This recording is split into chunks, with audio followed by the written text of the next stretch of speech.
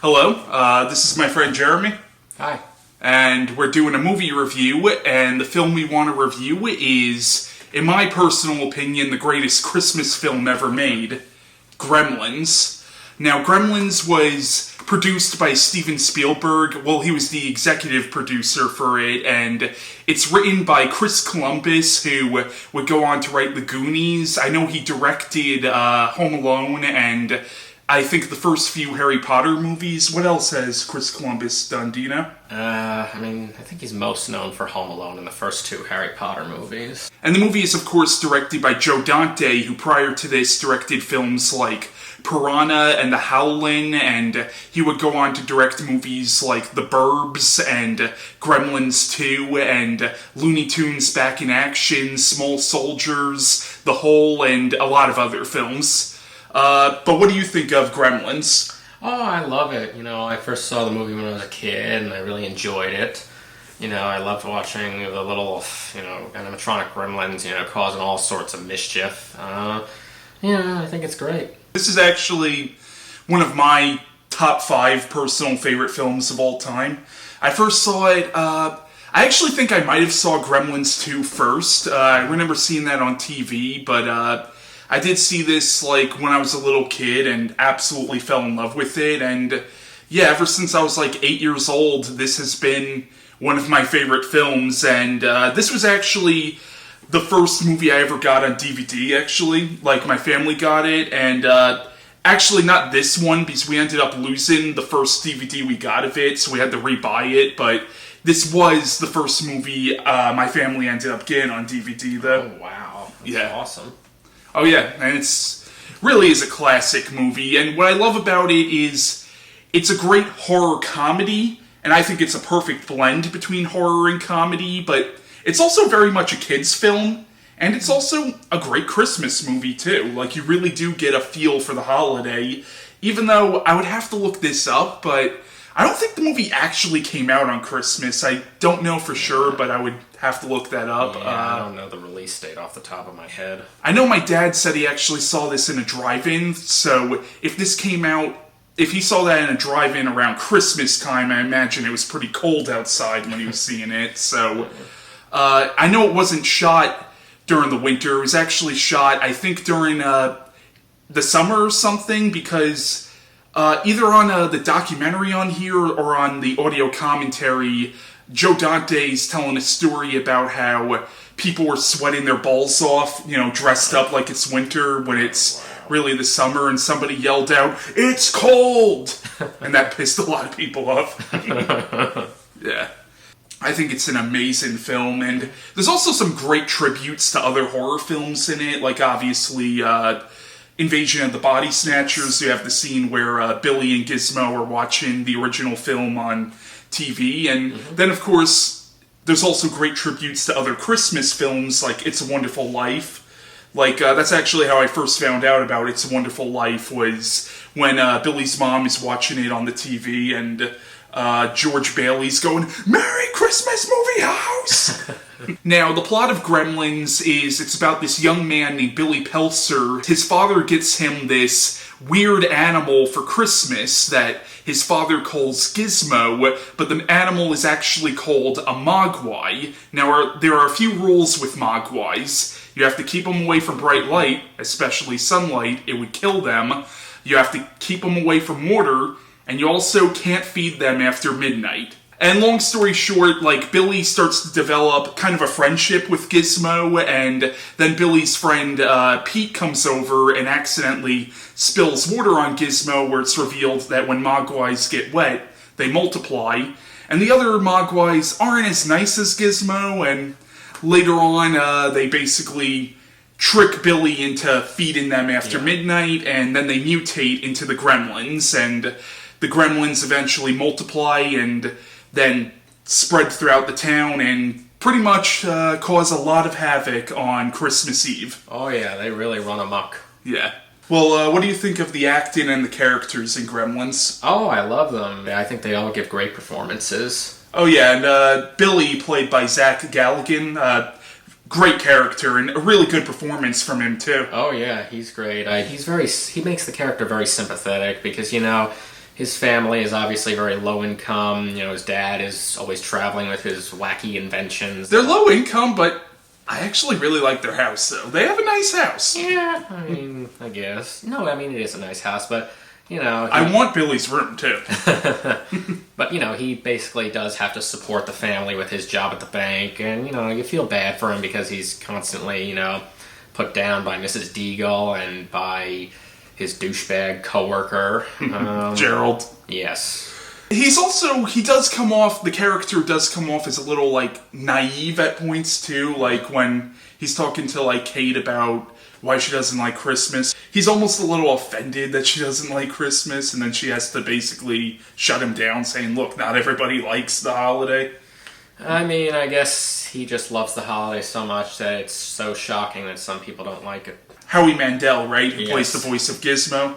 And Gizmo's such a cute little character. I know, he's adorable. Yeah, You just want to pick him up and give him a big hug. I know. I want Gizmo. I want Gizmo to be real and have him as a pet. Yeah, me too.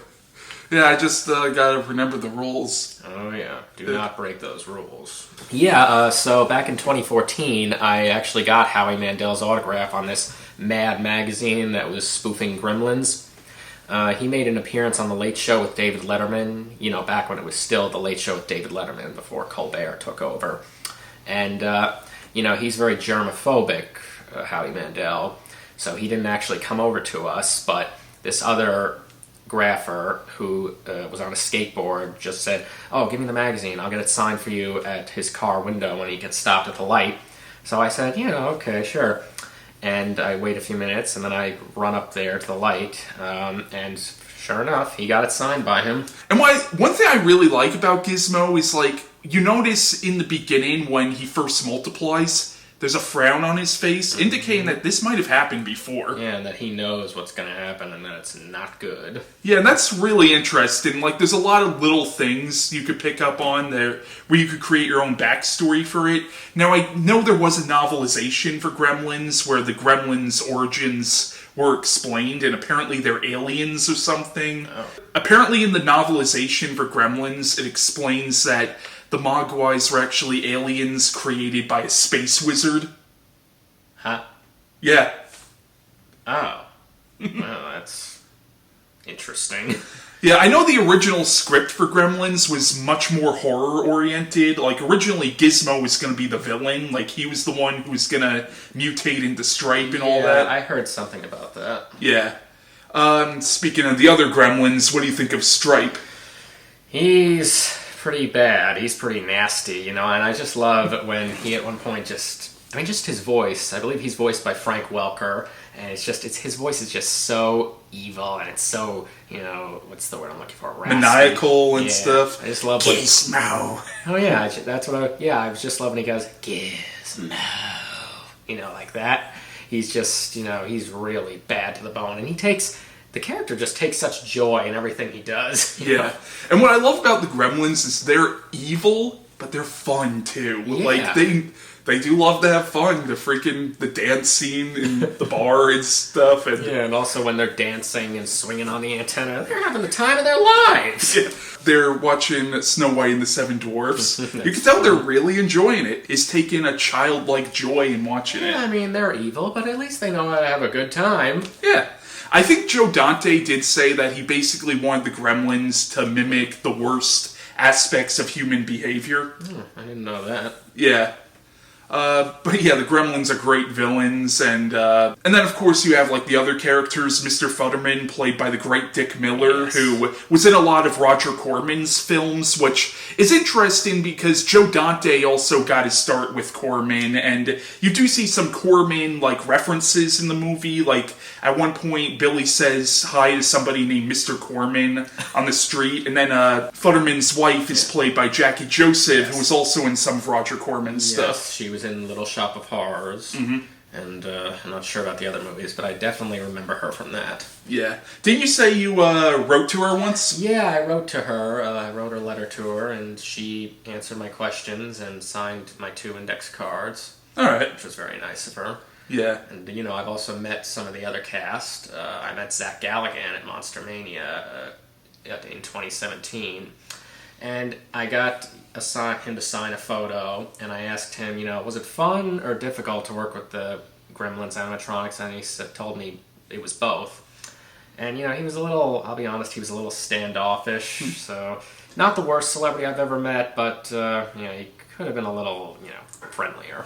My guess is maybe he's just heard that so many times that, Maybe. But I feel like if you're going to conventions, you gotta be prepared for questions that you've gotten already, Yeah, plus, they are getting paid for every time they sign their name and take a photo with someone, so in my opinion, they should be on their best behavior. Yeah. I never met him, but I did see him, actually at a Walking Dead convention I was at. Really?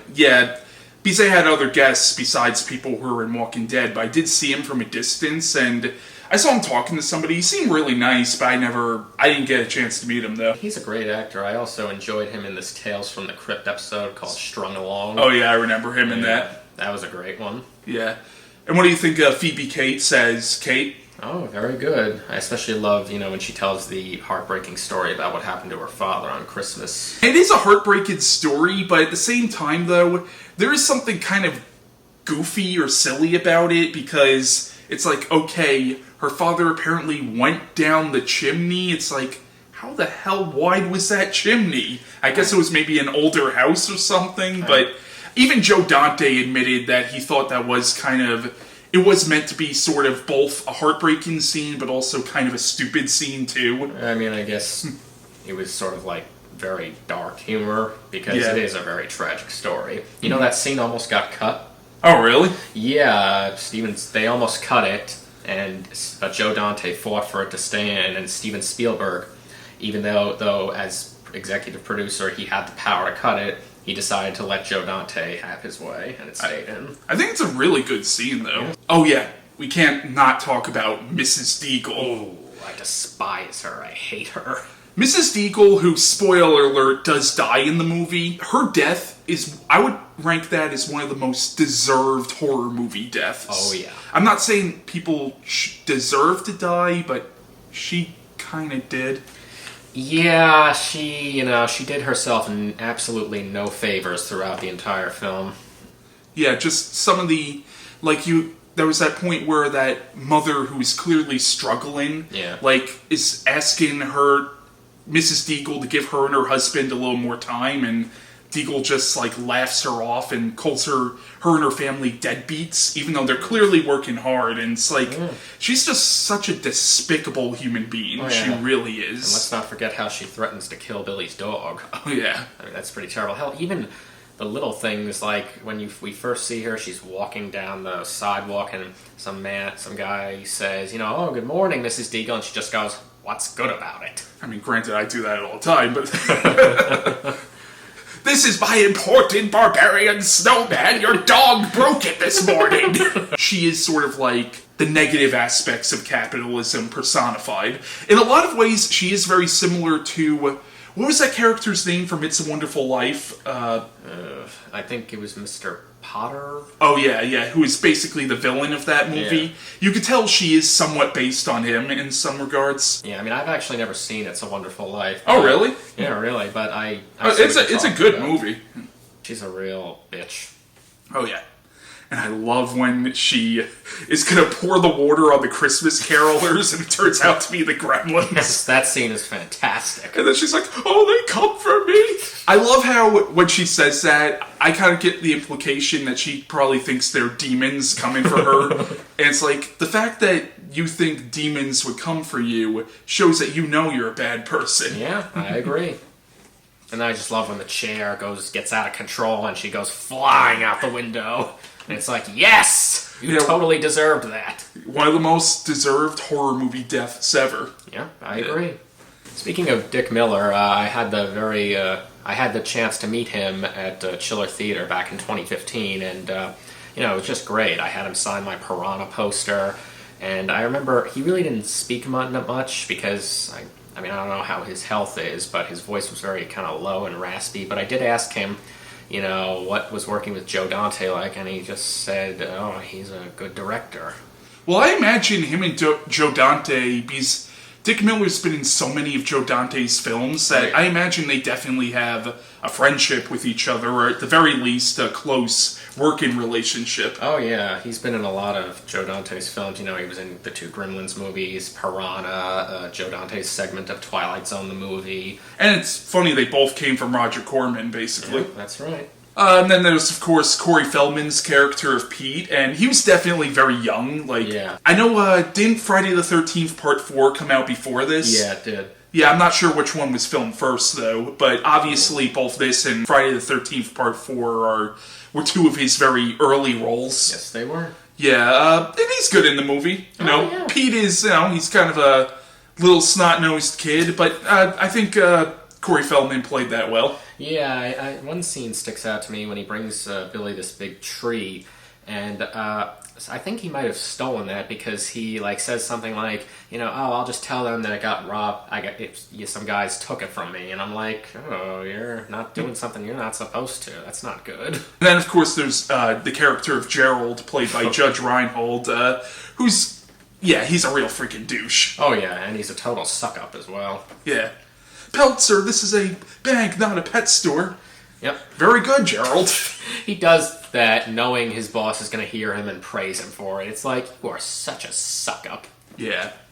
And then Billy's parents are very likable characters. Yeah. And I just love how Billy's father has no inventions at work, which makes you feel sorry for him, but that is sort of part of the humor of it, too. Yeah, I mean, he does his best. He tries so hard, and nothing seems to work out. I did love the scene where he sells the guy at the gas station the smokeless ashtray, and it's so clearly not a smokeless ashtray, and then he's saying, don't worry, that smoke will go away, it's guaranteed. Yeah, I mean, I love the opening scene where he's trying to sell the shop owner, that bathroom buddy, and while he's demonstrating it, the toothpaste squirts all over him, and he just tries to, cover it up by saying, oh, that's no problem, that's no problem. He's trying to, save his presentation, and it's failing miserably. And another thing about Gerald that I don't like is he's constantly putting Billy down. Like, after the scene at the bank, when they're in the bar, he's saying, oh, come on, you gotta, get You gotta be tough. Yeah. And then, he also kind of just, he makes fun of Phoebe Cates' character, he kind of just says, oh, you're working for free, why are you doing that? And it's like she's trying to do a good thing by, helping out the bar, by working for free. Why don't you tell Dory you're sick? You can't dock your pay.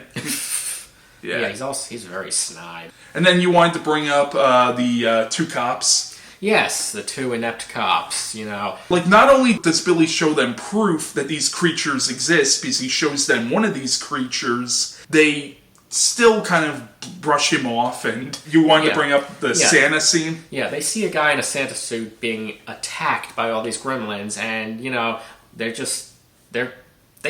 cowards. I mean, one of them says, can we just go back to the station? And I'm like, oh yeah, don't help or anything. I mean, it's not like that's your job.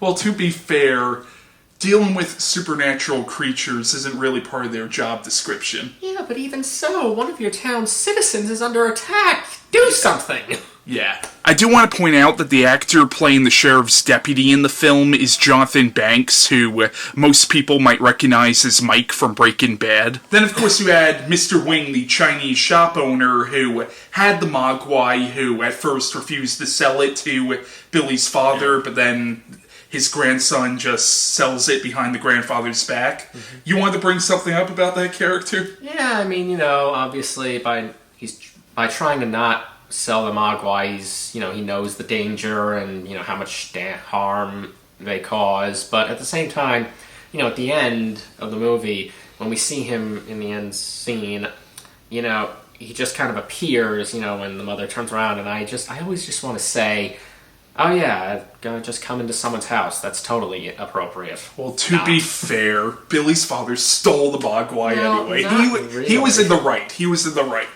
I mean, he was in the right to take it back. I mean, first of all, technically the father didn't steal it. He did pay for it. The one to blame is really the grandson. I always imagined that the backstory that you never saw was when Mr. Wing found out about that, he beat the living shit out of his grandson. I want to point out, though, that Mr. Wing while he's a good character, he is sort of stereotypical. He is kind of the stereotypical Asian. Like, he speaks in the, like, broken English and stuff. Like, I'm not offended by it, but I can see some people having a problem with it. I mean, I guess so. I mean, it's hard. I mean, I never really thought of it in those terms, so it's hard for me to comment on it, but... Yeah. Now, I'm not 100% sure on this, but I'm pretty sure Billy's dog in the movie, that dog was also used again in Pumpkinhead. I don't know have you ever seen Pumpkinhead? I have. Yeah, it's Ed Harley's dog. Apparently that's the same dog, actually. Oh, really? Yeah. Oh, well, I did not know that. Dog's a movie star, you know? I mean, he does a great job as Barney, I must say. Yes. Did you ever get that dog's autograph? Unfortunately, no, I did not. Yeah, and the special effects in the movie are fantastic. Yeah. Because, like, yes, you know they're puppets and animatronics, but they feel so lifelike. Like, they really do seem like real creatures. Yeah, and I just love the voice Howie Mandel gives to Gizmo. You know, it's so sweet and so pleasant. Yeah. Definitely in stark contrast to the voice Frank Welker gives to Stripe. Mm-hmm. Yeah, I want to point out that the effects work, I believe, was done by Chris Wallace, who I think also did the effects for David Cronenberg's The Fly, and he also directed The Fly 2. Gremlins are extremely lifelike, and you know, especially when combined with the amazing voiceover work, it really just helps them come alive, and it's fantastic and awesome and great to watch. Yeah. And then the music in the movie is fantastic. That, like, yes. like, I love that. Yeah, that music, it goes great with all the chaos that's happening. The chaos and the mischief that the Gremlins are causing. Oh, and I also loved, to go back to, like, the characters, even though he's such a minor character, rockin' Ricky Rialto. And then, like, when he's talking on the radio, he doesn't believe Pete when Pete's calling up the radio show, and it's like, listen, gang, Rockin' Ricky's getting sick of all this Orson Welles crap, which was a nice little tribute to, like, Orson Welles' War of the Worlds and stuff. And then, like, when the Gremlins break into the studio, hey, you're not a Rockin' Ricky fan! In the movie, I know some critics have read into how the film's almost a satire on, like, Americana, like, idyllic small American town, and you see the Gremlins coming, completely throwing a wrench in this, like, seemingly peaceful community and stuff, and there is definitely some commentary on, like, some of the negative aspects of, like, capitalism and stuff, where you have characters like Gerald and then, of course, Mrs. Deagle, and you see the people in the small town who are trying to get by, and then you see, like, the higher-ups who are just, like, sort of, you know, they don't care about, you know, sort of the lower-income people and stuff. I mean, maybe me and the other critics are reading way deeper than was actually intended. I mean, I'll be honest, I never really thought of it that way. You know? I mean, to me, it was always just a fun movie about all these little monsters running amok, you know. But, you know, that is an interesting point you raise. I've heard this, and I don't agree with this at all, but some people have read a racial subtext with the Gremlins, saying that the Gremlins represent black youth because they eat chicken and they break dance, and I'm like, I do not see that at all, but some critics have read that into it, and I could see the Mr. Wing character being a little offensive by today's standards, but that other subtext, I don't see that. Yeah, I think I heard something about that a while back, and yeah, I don't agree with that. No. I mean, I just think that's just people looking for something to be offended about. So you want to go back to Mr. Futterman? Yes. And his sort of xenophobia. I hate to say it, but he is kind of xenophobic in a way. Yeah, he's constantly bitching and moaning about how, you know, we all need to be constantly using things that are American made. You know, goddamn foreign piece of crap. That's a Kentucky Harvester.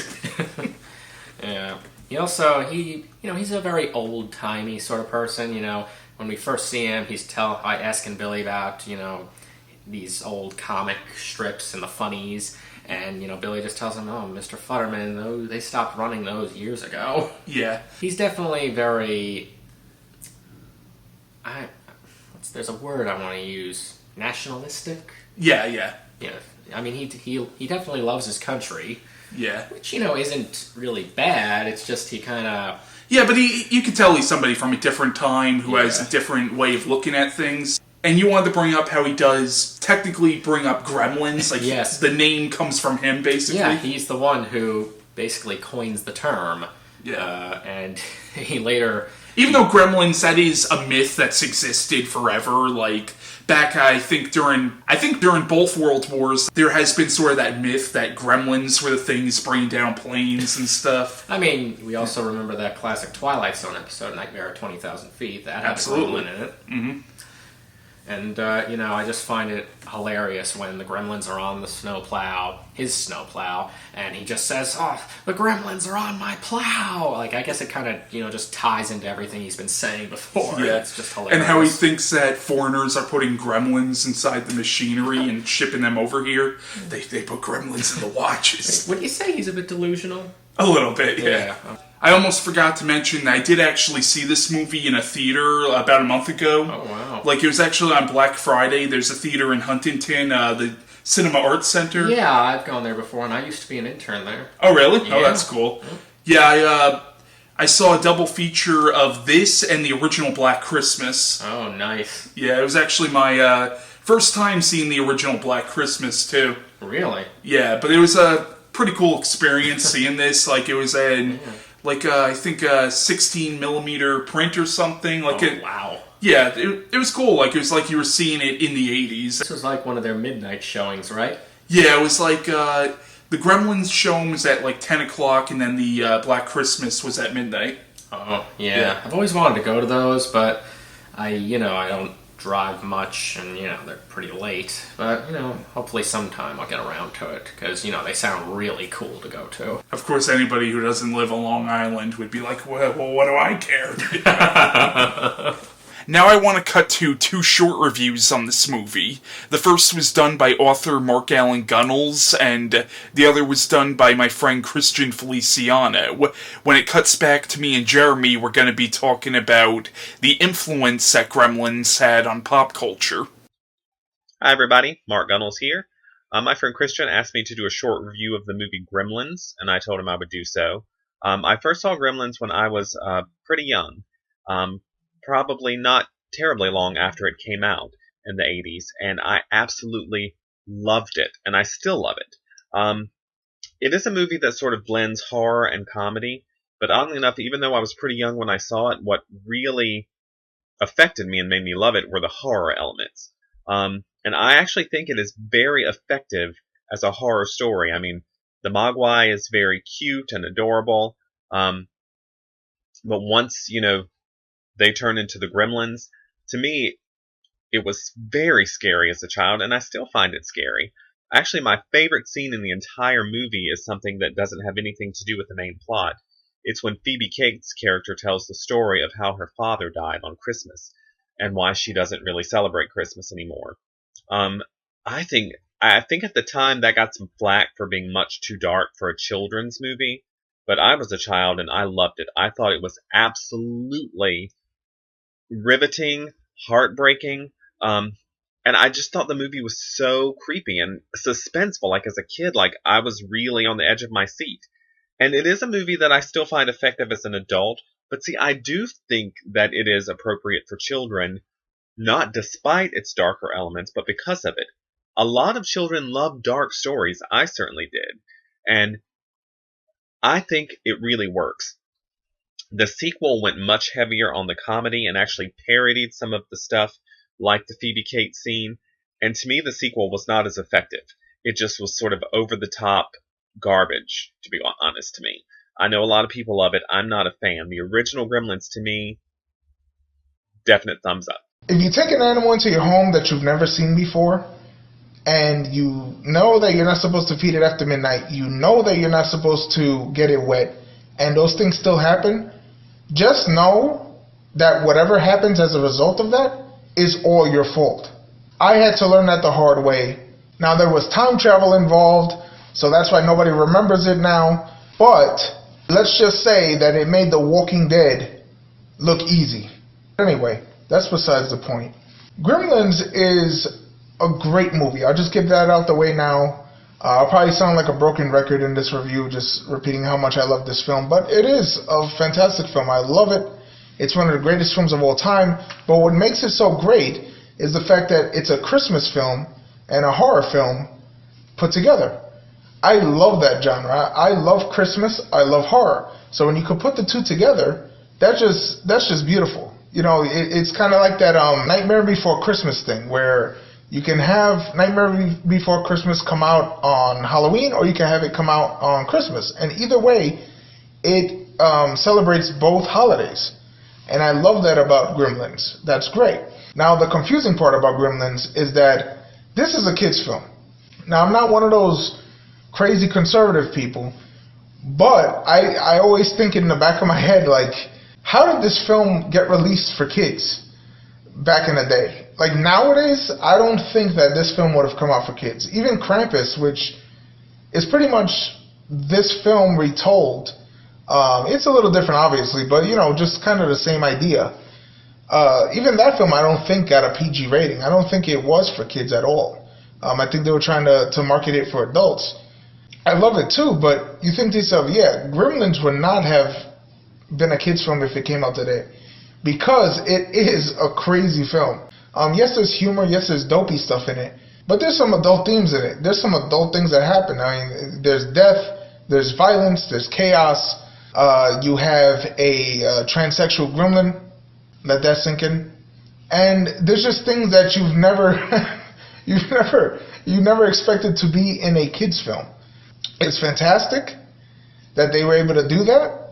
It was really gutsy, I think, to come out with a film that's as crazy as this is and market it for kids.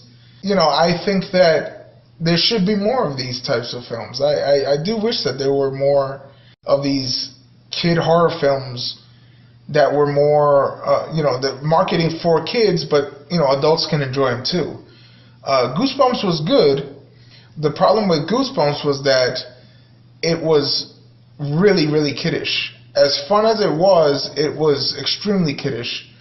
And, I just, as an adult watching it, I had fun, but I didn't find anything creepy. I didn't react the same way I'm sure I would have if I was a kid. Gremlins is not that. Gremlins, I watch it till today, and I still love it. Yes, for nostalgic reasons, but also because it is a fun film to watch. I mean, if you haven't seen it in years and you put it on, you'll still enjoy it as much as you did back then. The acting is great. There's an emotional scene in it, which is really, really good, where one of the characters explains why they don't like Christmas. It's written well. The dialogue, everything is fantastic. The special effects is great. The puppetry here is top notch. It really is. I love how the Gremlins are. They take a life of their own, which is fantastic. You think at points that you're really watching these creatures run around because, it's not, they're not CG, they're not cartoons or anything, they're actual puppets, and that always gets extra points for me. I love practical effects. Recommend everybody see it. Please do. If you've never seen this film, please watch it. If you have, watch it again, especially now that Christmas is coming up. Check it out, and thank you so much. Bye-bye. Now, this movie did have a pretty big influence on pop culture. Like, there have been several Gremlins ripoffs, like Ghoulies, and actually, I think Ghoulies might have been shot before this. I don't know that for sure, but Critters and stuff like that. There was a movie called Munchies, I believe. There's also there was a movie called Hobgoblins. Even the movie Troll, the first Troll movie, you could say has some Gremlins influence. So this it had a bunch of rip-offs. Of course, there was the sequel in 1990, which me and Jeremy are going to do a review on that pretty soon. This movie did have a pretty big influence on pop culture. And also, you wanted to bring this up. This is the movie that kind of started the whole PG-13 rating. Yes, it did. The movie is rated PG, but its violence was so prevalent and disturbing that a lot of parents voiced complaints and said it should have been rated R, But a lot of people also felt that while the movie was very dark and violent, it wasn't dark and violent enough to get an R rating, so I think Steven Spielberg was the one who actually suggested the PG-13 rating. Yeah. And that's how the PG-13 rating came about. Although it was also, I believe, Indiana Jones and the Temple of Doom. That movie was also very violent and had a PG rating. That also helped get the PG-13 And then even rating. Poltergeist, because that's PG, and yet that has some pretty intense stuff in it. But to be honest, though, it's like, I really don't think the film's that bad for kids. I really don't. I mean, I guess not. Maybe just not little kids, but, And then there's been, like, toys made based on this movie. Actually, the Furbies, believe it or not, were actually inspired by Gizmo. Oh, really? Yeah, I think when those toys first started, they were meant to be, like, Mogwai toys, but they couldn't get the rights or something, so they made them Furbies. However, later on, they did do a line of dolls based on Gizmo and stuff. Oh, really? So that was our review of the original Gremlins, and Merry Christmas, if you celebrate Christmas, that is, or Happy Hanukkah, or Kwanzaa, or whatever you celebrate. Whatever holiday you celebrate, enjoy it today. Happy holidays, everyone.